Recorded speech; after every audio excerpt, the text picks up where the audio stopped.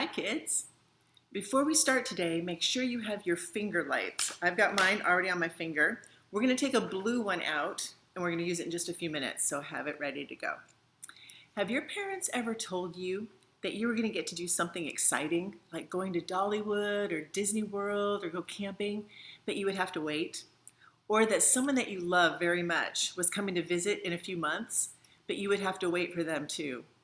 Waiting is hard, but you are still so excited to get ready, like packing your suitcase or planning what you would do when your loved one arrived. You had the hope that it would happen and the excitement of preparation for it. Well, God told his people a long, long time ago that he was going to send a very special someone, a Messiah, which means anointed one.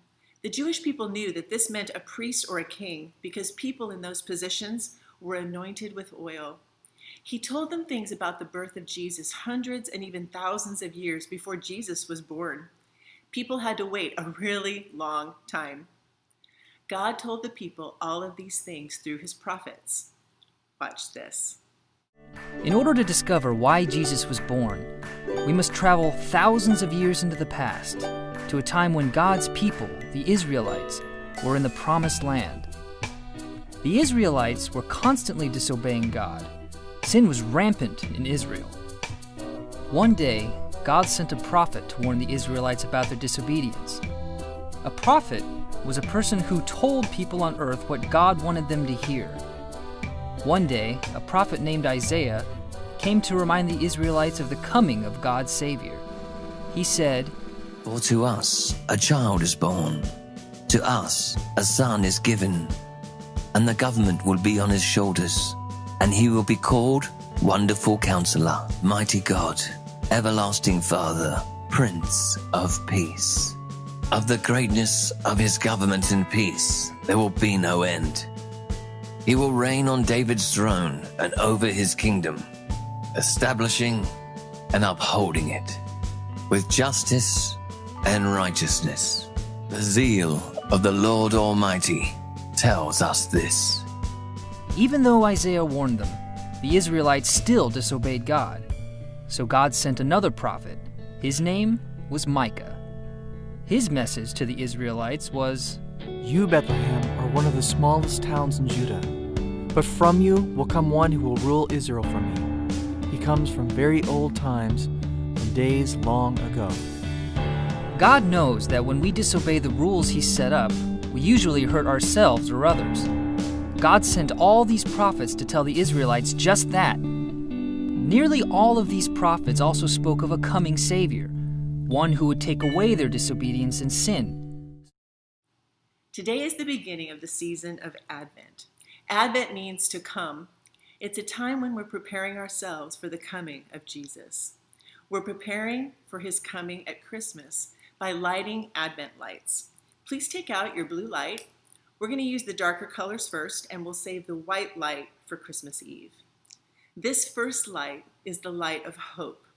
Turn your light on and put it on your finger. This candle is to remind us that we wait with hope for the day when we celebrate again the birth of Jesus. We hope that everyone will come to know God and worship God. This light of hope is to remind us of the long years of waiting and hoping for when Jesus Christ would come to save the people from their sins.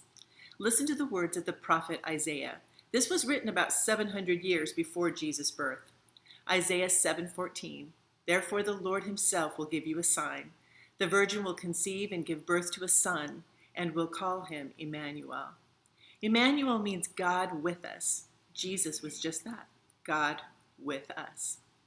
Kids, here are some questions that you and your parents can talk about today. What is hope? Who are the people in our world who need hope? What are some hopes that we have for our world today? And how do we help others know that God gives hope? Also, we have a special Advent Christmas gift for your family.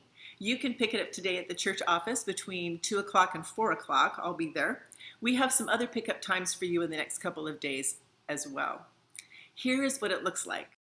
We have a fun magnet Advent calendar for your fridge that has part of the Christmas story for each day. There is also a fun activity and some other options if you can't do that one on a particular day. And we've included some items that you can use for your daily activities in that bucket. Please make sure you get it before or on December 1st, that's this Tuesday, because that is the beginning of the countdown calendar to Christmas. As I said earlier, I'll be at the church office today from 2 to 4, so come on over and pick up your bucket. I'm going to post the discussion questions for you and your family.